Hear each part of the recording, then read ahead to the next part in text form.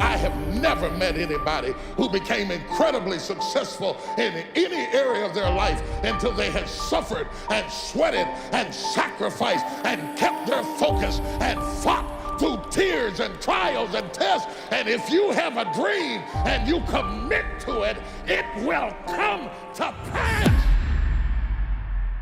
Good afternoon. Frontline Fit Performance Center, Manchester. Leg day.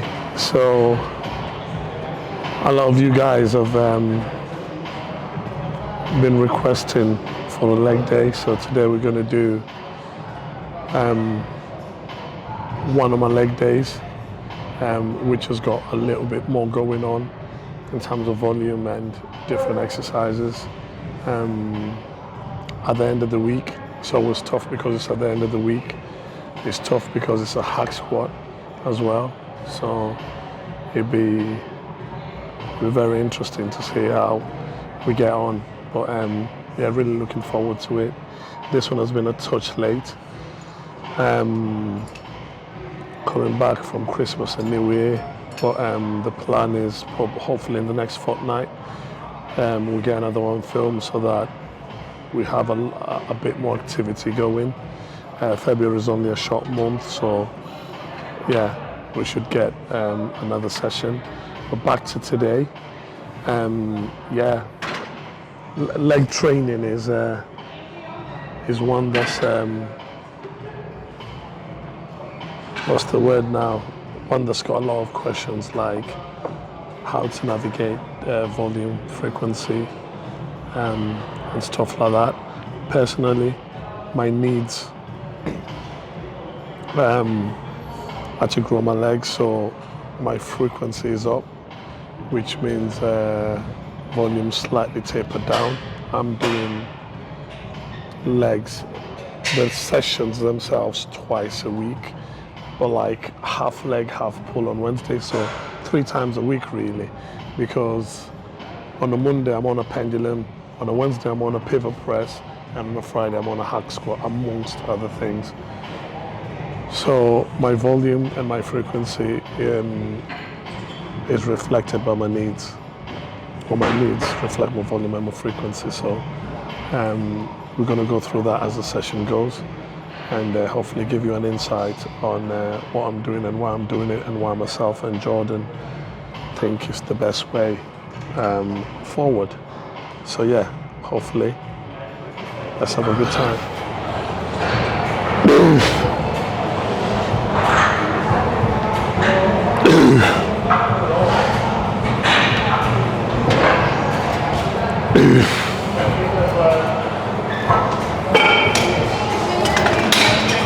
Always start with adductors.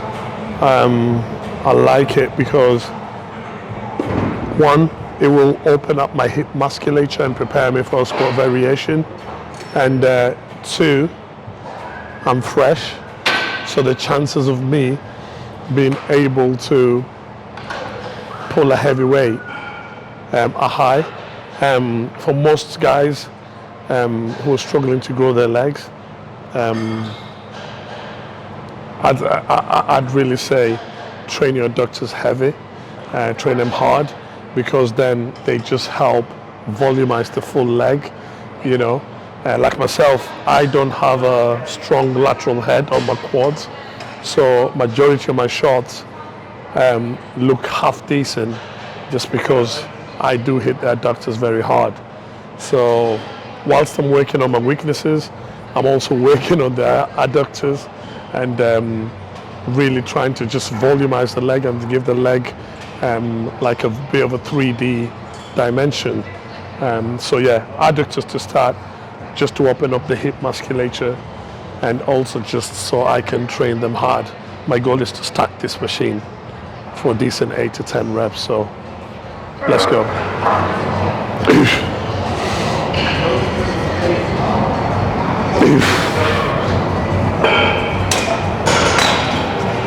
Go.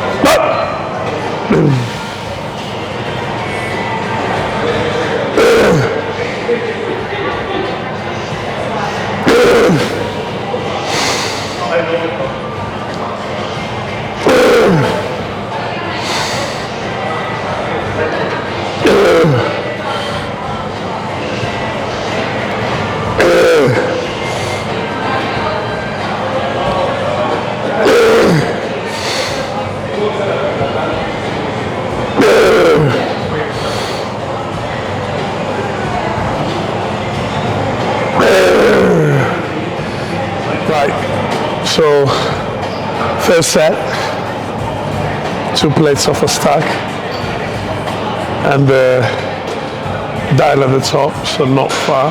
That's 95 kilos for 8. So that's just a little personal goal. Now, weight does not translate to muscle, tension does.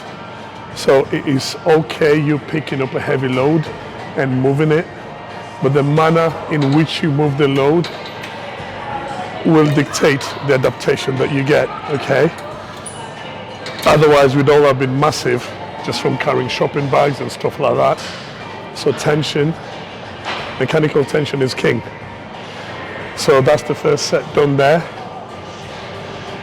If we're looking at nuances, I'm loading this in a fully lengthened. So it's heavy where I'm weakest, and then it drops off where I go and get slightly stronger, because the thumb rule is muscles, we get the most hypertrophy when we load muscles at full length. And at full length in most muscles is where we're weakest. So it is the similar, it goes with the similar analogy of go where you're weakest, that's where the most growth occurs. That's just in life in general, to be fair. So set 1 done. I'm gonna try and get double digits on set 2. That was 8 reps. I could have taken a +1 there, but sometimes you gotta know when to go to failure or when to go past failure. For me, I've already taken an increase in load and the rep on top of that, so I'd rather just go into the next one and take another win. Small wins across the session.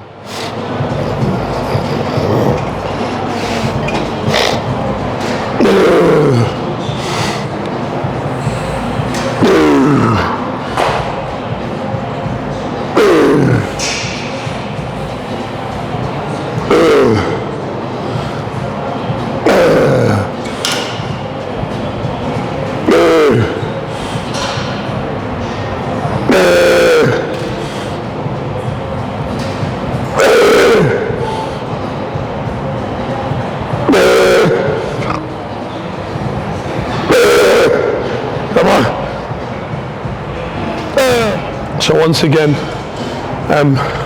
you have a lot of people who are chasing load, but then the adjustments are about there. So that potentially is not where you're weakest. That's potentially your mid-range, and we are all strong in the mid-range. So you really want a very honest and accurate reflection of there. So that's like a full split, right? And that will have you weak as piss on this range here. Now, if you don't have the flexibility, I would say instead of taking your load up session after session, maybe just work on range. Work on range so that your range of motion is as wide as possible, because we don't all have the same flexibility. It's taken me time to work on this. But why has it taken me that long? Because I've been obsessed by this knowing it holds half of my answers in terms of the size of my leg musculature. So that's why I've been obsessed with absolutely nailing it. You can see how it's moving. There's very, very little momentum. Are you with me? I'm really going out there and spending like a split second there before I come back in, because that's where I'm weak. That's where the stimulus is. So for you guys, like anything in life, you just need an honest reflection of where you are in able to move forward. If you can't reflect on where you are or where you're starting, then it's very hard to track progress in terms of where you're going. So we weak here. Let's honestly think how strong we get. Let's measure how strong we get by what we can move from this position, as opposed to what we can move from this position. I hope that makes sense. Lying hamstring. What's the take-home cues on the adductor machine? Make sure you're working on full range of motion. Make sure you're controlling your eccentrics, and most importantly, you're controlling the change of direction. that matters in all movements. How you change the direction from an eccentric to a concentric will really play a huge part in what you're taking away from most lifts. So always be conscious of the change of direction. Most of the bigger guys, look at how they move the weight. They make it look so easy because they're strong. Look at someone like Jordan. It's almost like he's juggling a couple of balls around, but his aggression comes in at the right time, and that's during the concentric. But the way he's moving that load going down, it's like watching some sort of classical concert. So yeah, pay attention to the bigger guys if you want to get big. If you don't, then it's good.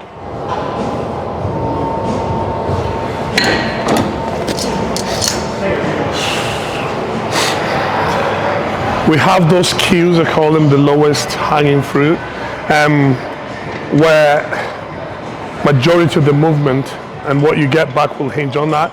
So we look at the hip musculature, and what I advise clients most of the time is how they set up on here. So make sure your knee and your hip is on the pad. So once the knee and the hip are stable, then the hamstring is able to produce as much output as possible, because you'll obviously add in through the handles there that you're holding. But always, like as I'm going to lie on here and do my last warm-up set, you're going to see how much more stable I am having my knee not hanging off the back of the pad, but just on the pad, and then obviously adding to how I'm pulling the handles behind. So I'm sort of creating counter force, and then as a byproduct of that, I can elicit some output from the working muscle. So you can see my knees just on there. I think I've got another inch moving forward, which I'll take when I'm doing the working set, just to sort of maximize that bit, because like stability is a prerequisite to strength. For you to be strong, you have to be stable first. So that's why we obsess with being stable or making the movement as stable as possible, because by doing that, we can move the most amount, shift the most amount of load, and create the most amount of tension from this tendon to that tendon. That's producing hypertrophy, if that makes sense.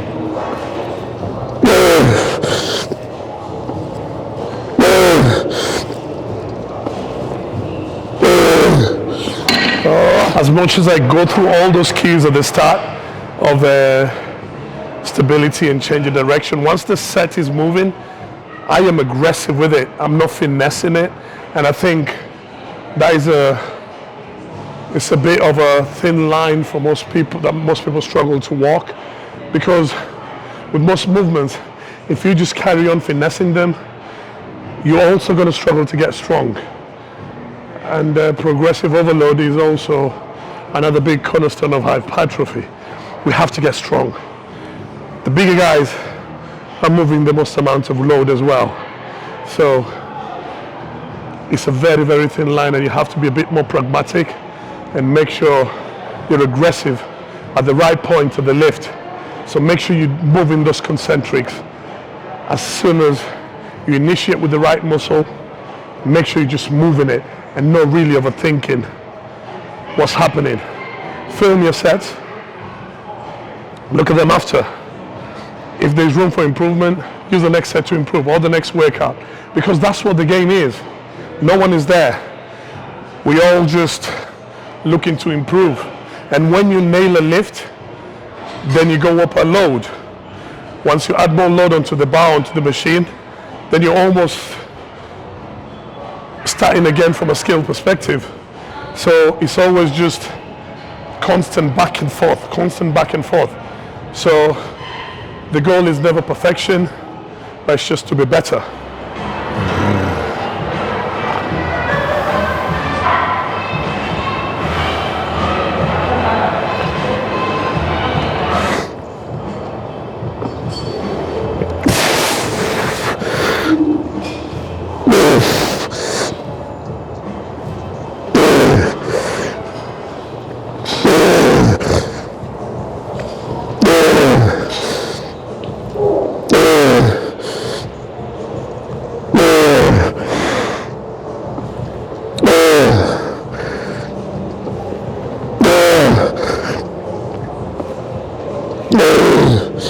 So, as you guys can see, as I spoke about, my main objective is to have my hip, my knee in a straight line, as stable as possible, and possibly my shoulders. So sometimes there's a slight raise on the upper body, just to match how the machine moves more than anything. As some people will say, match the line of force that the machine's traveling in. So, without complicating it, I just like to give very, very few cues. Otherwise, then you get lost in all of that, and then you have majority of people overanalyzing movements, and as a result, not being able to progress the movements. So, very, very pragmatic with it. How you do things matter. You know, that's all I need you to take away from the whole session. It's okay doing things, but how you do them really, really matters, and it determines what you're going to get back.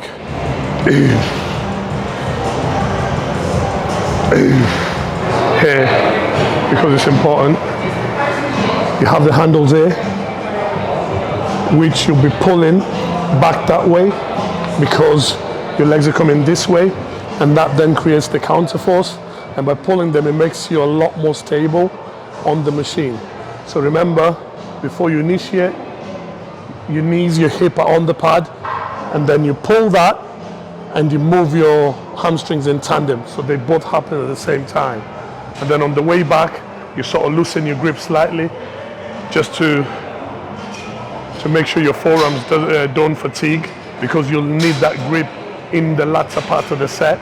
So it's a bit of economics of managing fatigue between your forearms and your biceps, and just pull it when you're initiating the rep, because that's when you need it more. As you're going down into an eccentric, you don't need to pull the handle as much. You're holding onto it, but you're not pulling it. But you have like a traffic light system where you loosen the grip a bit, then while you're curling, you pull again. So then it's just like a red, green sort of thing. I hope you understand that. When it comes to machines like this, it's common sense, but common sense is not very common. When you're setting up, that is a very, very big hint for making sure you get the setting right, such that when you sit on here, then that pivot has got to be in line with your knee, where your knee is going to bend. So that's what it is, and that will always dictate then where the seat goes. So if you're struggling with setting up this, seated leg extension, we've also got a seated hamstring curl here. You'll see they've all got pivot, that's got a pivot, you see that's got a pivot, and even the lying hamstring curl on here, you see it's got a pivot. So your knee's always got to match that, where your knee's bending, and that should give you a cue on the setup to match your biomechanics. My thought process is to once again utilize the handles, and is to pull the handles upwards as I'm extending my legs more than anything. Why do I do that? So that I'm not doing sort of this. So it keeps my pelvis stable onto the chair by pulling that. It wedges me in, and then I can then create output alongside the full quad. So once again, it's important.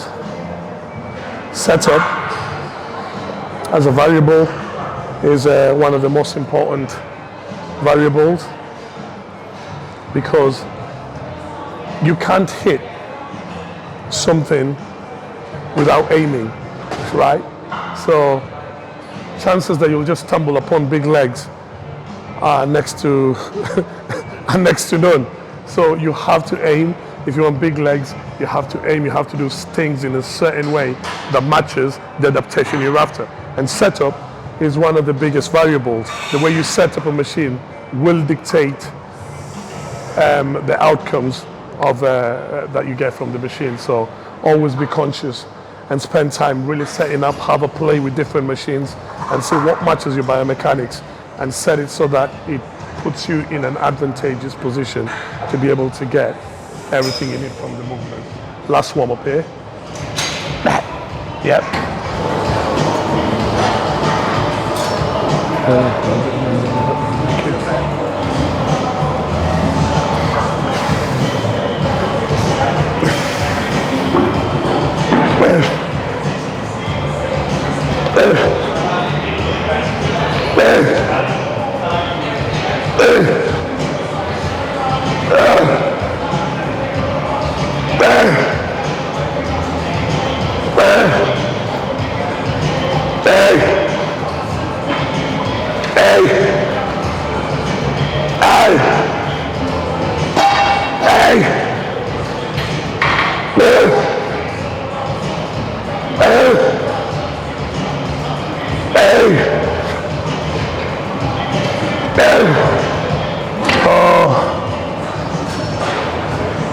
Leg extension, which means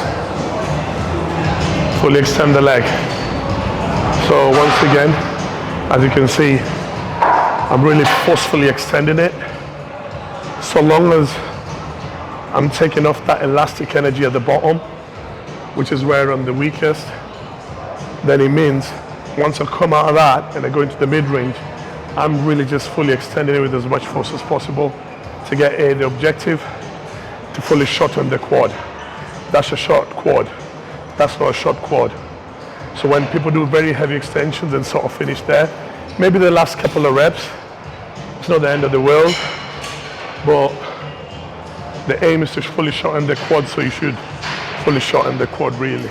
Because for myself, this is the only movement which then allows me to fully shorten the quad, so it's important I do that here.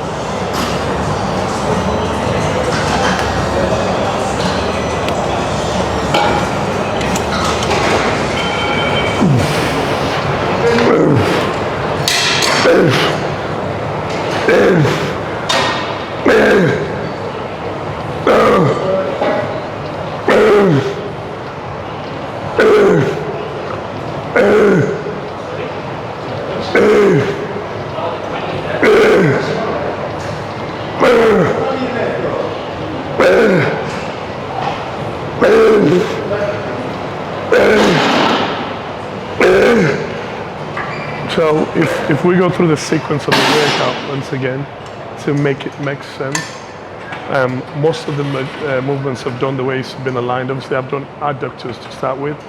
I've done 2 sets of a lying ham curl, which then is giving me some sort of knee flexion. And then I've gone now the other way around with a leg extension. And that helps prepare me for the leg press, which is going to be heavy, and from the hard squat, which is going to be heavy. So that once I get into this big movement, I don't have to spend as much time warming up on them.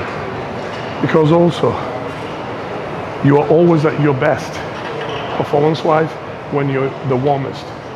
If you're not warm, you might put a movement like, oh, I don't want to lose my strength, so I'll put this first. But it's a double-edged sword, because then if you're not warm enough, then you'll also not be the best. So chances are you need a mix of both. You need not to be too battered, but you need to also be warm at the same time, if that makes sense. Because either way, mostly now in the winter, warming up your knees when you're doing over 10 plates and a hard squat,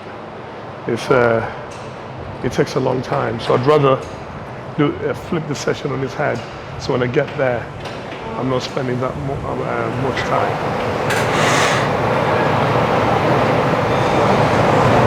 So the hip press, that's good. That's a good angle. That's the hip press, which is such a tough machine. So good. It sort of sways. So it converges. Is that the right word? Yeah, it converges. It is hard everywhere. It's not easy anywhere. It's just hard from the start to the middle to the end, which makes it such an efficient movement. Jordan bought this, and I remember when Jordan came to Manchester in 2019, he was like, this gym has everything, but it lacks a hip press. And I didn't know what he meant. I was like, what the fuck do you mean? Why, we got 4 or 5 leg presses. Why are you so insistent that we get this? And then once he got it himself and I used it, I was like, damn, I can see why he wanted it. But also when you're training your legs, you want to be moving on different angles. So you have a squat variation, which would have you sort of stood up like this, or have you at an angle still stood up. And then you have like a leg extension, which has you lying back and extending this way. And then you have this, which will have you sat down like you're on a chair, but you're pushing forward. So all these different movements will train the quad, or will hit the quad in different ways, which will then ensure all the heads of the quad are worked. So it's just a case of doing everything. I always say in bodybuilding, don't pick a camp, do everything. Work on all rep ranges, work on all planes of movement, and then see what you get. Adjust, keep going. Adjust, keep going.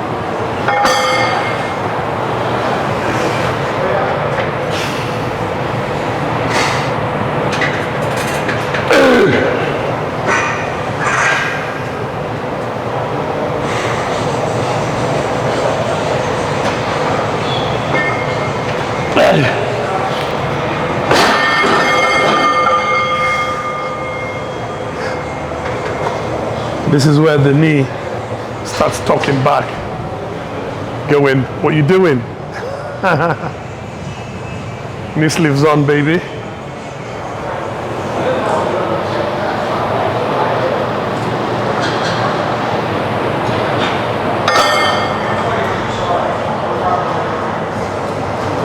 Big P. On a push. Oh shit. It rhymes. Big P on a push.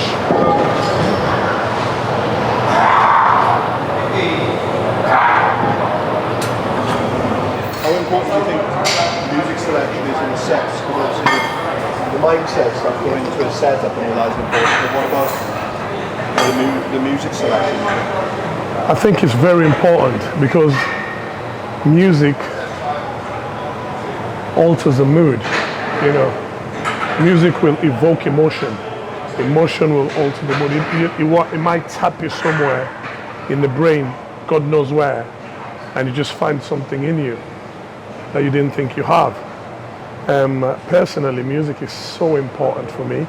Like I have to be able to really zone in and almost be lost in it so that I can hear any outside noise. Personally, I like music that gets me slightly emotional, not to the point where I'm upset, but music that'll take me back and mean something to me, or take me back in time where I felt something that was really meaningful.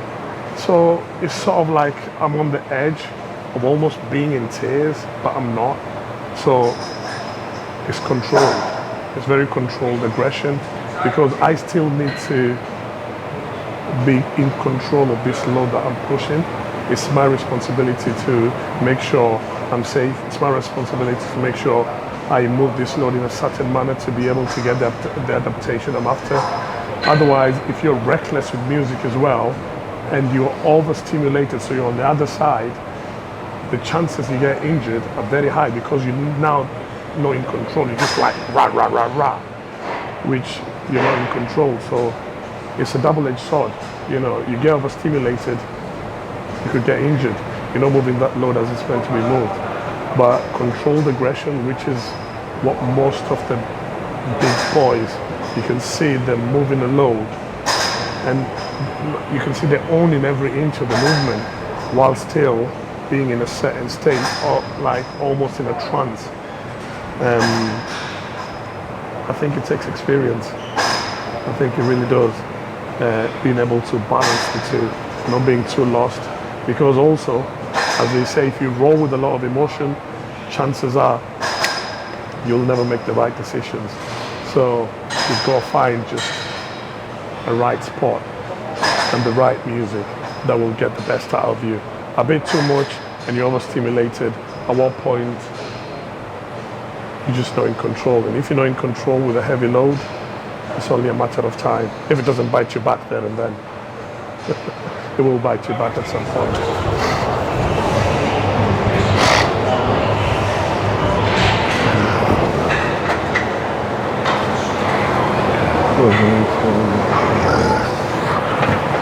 Kick the roll up and I'm gonna drop it on your fucking head. Mine!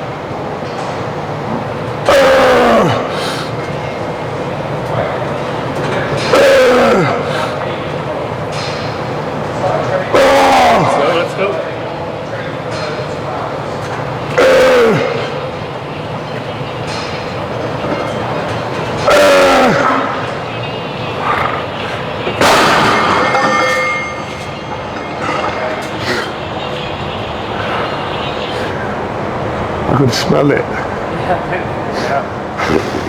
I've seen you do that before. I could smell it.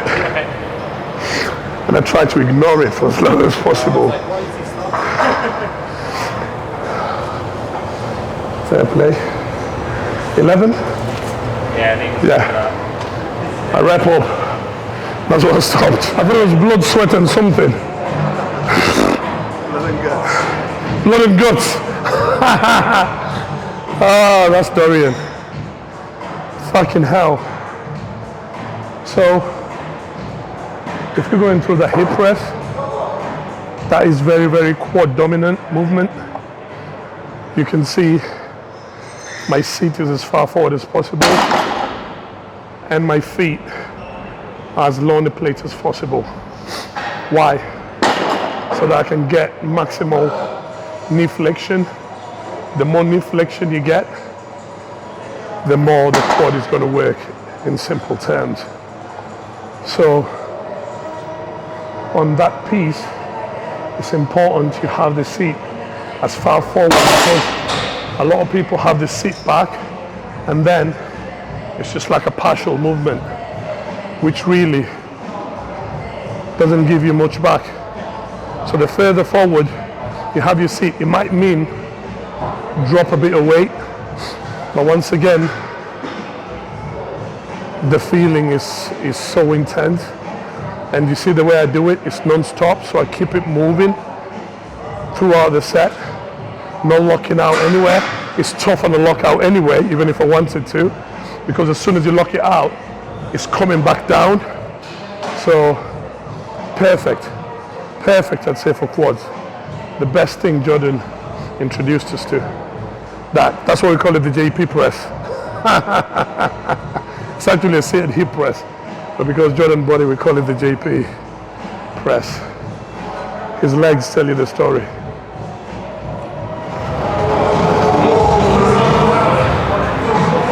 Round of applause for the notorious B.I.G.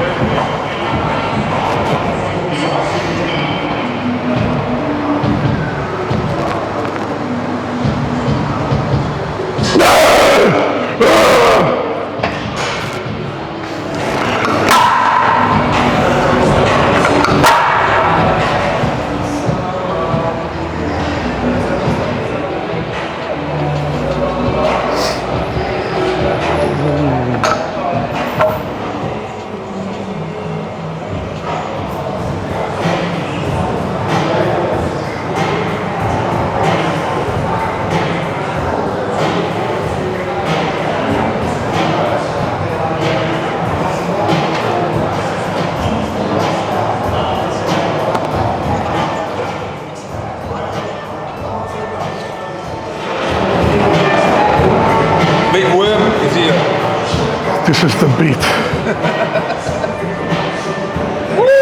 Yeah, baby. Big beat! Let's go. What's the number? Number. 10, new weight. Come on then. Let's go.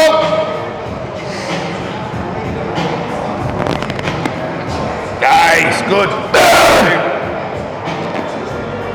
Yes, good. Go. Come on. Yes. Go. Come on. Up, up. Come on up. Oh. Yes. Yeah, come on. Go again. More there. Keep going, man. Up, up, up, up, up, up, up, up. Yes.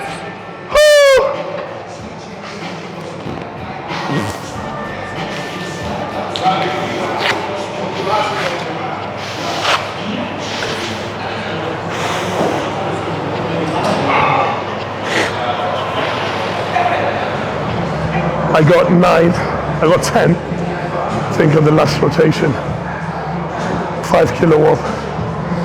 But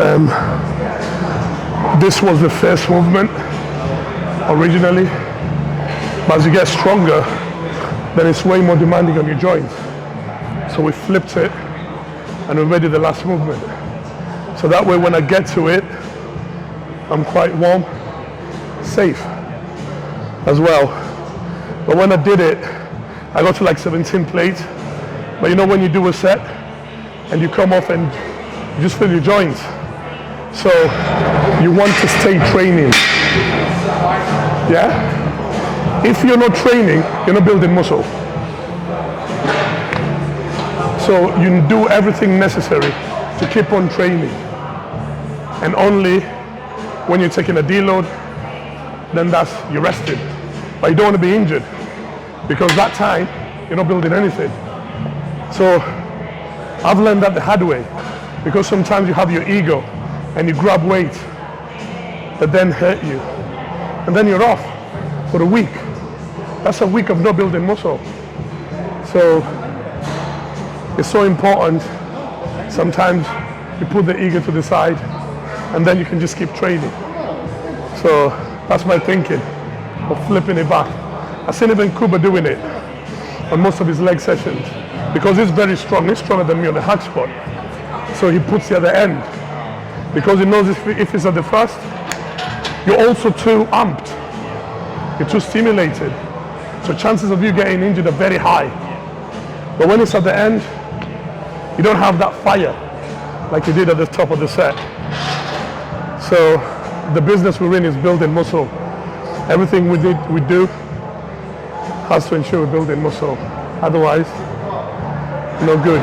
So when you're starting, it doesn't matter. Yeah. It doesn't matter because you're not strong. Prioritize the big movement, because this is the movement that gives you the most return on investment.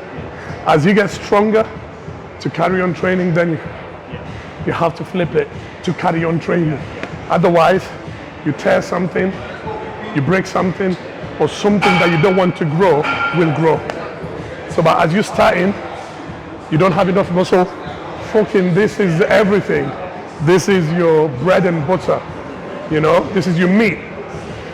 But as you get stronger, then you adjust things.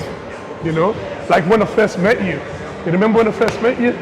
How long ago was that? 3-4 years? Like 2 to 3, yeah. Yeah. How much have you grown? How much stronger have you become? So you're thinking, what got you from there to here is not what is going to get you from here to where you want to go. So things have constantly got to be adjusted to suit your needs. It doesn't matter what next man is doing, it has to suit you. So even if you're learning something from someone, you try it. If it doesn't suit you, you leave it. It doesn't mean it's wrong, it just doesn't suit you. And I think it's important that you keep an open mind like that, and you don't try and force square pegs into circles, otherwise you get hurt. You know, ideally I'd like to do this first. You know, I'd like to have 5 plates on each peg, you know, but there is wear and tear on my knees, pushing that load. It's heavy, wherever you are. So then you've got to come back down and do everything the other way around. So now I finished the session, my joints feel great. Yeah, and I don't feel like neurally burnt out because tomorrow I've got upper, which is very demanding. A push and a pull all in one session. So it's not like I'm thinking about tomorrow, but I also want to finish the week strong. You know, because I'm now training 5 times as opposed to 4. I think Kuba's also doing 5 times now. And that is so demanding. Every 4 weeks, you have to rest. So you have to be very careful because the frequency is high. You can't keep hunting the same way you hunt when the frequency is not as high. The volume is low, but the frequency is high. So this is my 3rd leg session of the week. Are you with me? So I've done pendulum on a Monday, Friday, yeah. So then I have to be smart. Otherwise my runway for progress will be short. Right. So finish there with a hack squat. As you can see, once again, the priority is on knee flexion. I'm coming all the way down. My feet placement is as far back as possible. I've even added heel elevated shoes just to ensure my knees is traveling as far forward as possible. The further forward my knees travel and the closer my ass is to my heels, the more quad I'm getting. So that's all that I'm thinking of, going down in a controlled fashion, getting my ass as close to the heels and coming up. Not stopping at the top. Once again, I'm going all the way back down in a controlled fashion, heels as close to the heel and standing up. And I'm doing that as many times as I can and then racking it, logging it on my logbook. And then next week, I'm looking to either do more work or add a bit more load. On this occasion, I'll be sticking to this weight until I can do 12 continuous reps. Why continuous?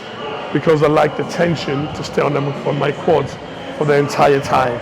So if this set has taken me 45 to 50 seconds, that's 50 seconds of continuous tension and no pauses anywhere at the top. Because if I was pausing at the top, maybe the set would last a minute and something, but 10-15 minutes would be just holding at the top. So I'd rather just do it continuous. Is it wrong to do it with pauses at the top? No, it's not. It'll get to a weight where I'll probably need to do that. Just because it's so heavy, safety aspect comes into it. So then you do what you need to do to move the weight. However, if you're going to pause at the top for a split second, keep that standardized. Don't be doing it a second on one rep. Rep number 2, you do 4 seconds and so forth. Then that becomes a rest pause and not a straight set. So it's just always keeping everything standardized and keeping everything the same in order to be able to measure progress. What was I going to say? I had a few questions. I think I had a question on, I think the first one was, when do you know when to compete? That's a tough question. For me, I would say, if the guy who asked me that isn't the most genetically gifted, so I'd say, just train. Learn how to train. Learning how to apply execution, learning how to apply effort, intensity, all takes time. And then doing it consistently, I'd say train in that fashion, looking to progress 7 years, something along those lines consistently, and then see where you are. The stage ain't going nowhere. There's just more comps every year. So personally, I'll just say don't rush to get to the stage. Get a good grasp for training, because we're in this for training. Competing is just a bit of a byproduct of our journey. So learn how to train, enjoy how to train, learn how to execute movements right. Most of these movements are skills, and skills take time to develop. So really learn how to perform the skills and then how to progress the skills. That'll take time. I'd say a ballpark 7-8 years, then give yourself a whirl on stage. Chances are you're going to be competitive, and you're just not going to be making up numbers. And I'm saying this because I know you're still in your early 20s who asked me this question. The other person, once again, asked me why this session is mapped out like this as compared to the others in a week. So my answer is very simple. I just do everything, right? I'm not in there, oh, let's just use a leg press or let's just use a pendulum. And I'm also very lucky to be in a facility which gives me options when it comes to using equipment. So I explained this earlier in the session to Magic. I do something stood up. I do something in this plane where I'm going up and down. I do something seated where I'm extending that way. I do something sat down. A hip press where I'm pressing that way. Are you with me? So I'm just using all planes to try and hit all fibers of the quad. Going in, recovering and repeating. And over time, those efforts will compound. I had another question which asked me about, was it rested? Let me just check, 1 minute.